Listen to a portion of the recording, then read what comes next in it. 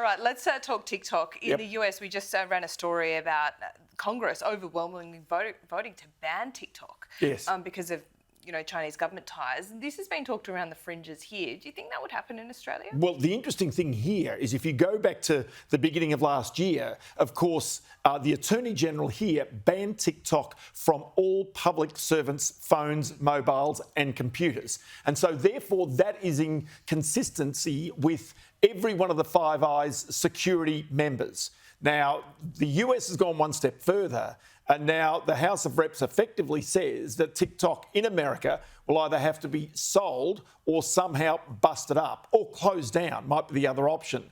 Now, the interesting part about this, to me, is it's got to go through the Senate in America, and maybe they'll take a more moderate approach towards TikTok. But it just goes to show how sensitive all of the data that's being accumulated by what is said to be a Chinese-owned and controlled social media site, just how important that is. Now, most people would say, why would they even care about my crazy dance videos, right? Yeah. But the reality is that there's so much more. It's not just what they have, it's what could be altered in the event of a significant conflict that people would be most concerned about here. And I think that really is the absolute heart and the key of what's going on at TikTok in America right now. I thought Trump made a pretty good point, though.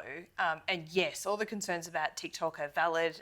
The Chinese government hasn't made that company give them any information, but they could on a whim at any point. But Facebook is riding roughshod over, it's got market monopoly. If you remove TikTok, it strengthens it even more, doesn't it? And there's your fundamental problem. And that is the whole question about the Media Bargaining Act here, is what happens if all of a sudden one site like Facebook decides to just withdraw all news out of its site, which it's done in Canada.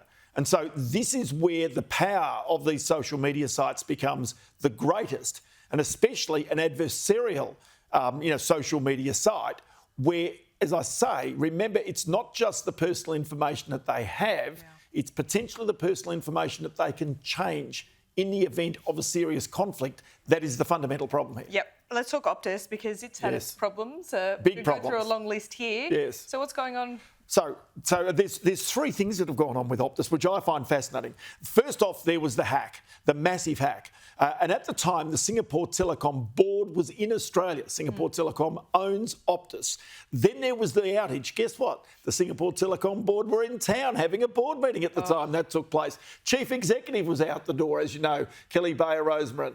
Well, now, on Friday, in fact, the federal court came out with a decision which basically said, full bench of the federal court, saying that they were liable for taxes here in Australia as a result of loans that they had previously issued when they bought Optus in the first place. It allowed them to reduce their taxes. Now they're up for a massive tax bill. Now there are reports out there suggesting that maybe Brookfield, the giant Canadian investment bank that went after Origin Energy, could be about to buy Optus for around $16 billion. Wow. So there's lots of moving parts here, but the one thing is, quite clearly, Singapore Telecom must be not very happy with its investment in Optus right now because of all those things. Brookfield's been busy. Brookfield are a very busy organisation, there's no doubt. If it's not trying to buy AGL, then trying to buy Origin Energy, now having a look at Optus. So is it done with Origin?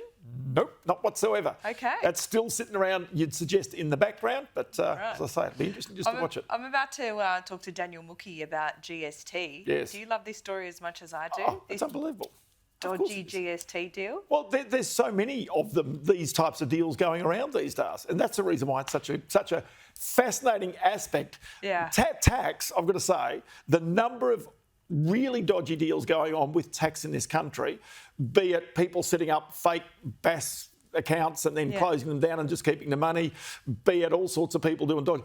So, the answer is there's so many schemes and many of them being promoted via social media. Yeah, but this deal is actually a deal that was done by the government to give more GST revenue to the state of WA. And they're blowing up saying, this is a massive issue in WA. We love you, Western Australia, by the way.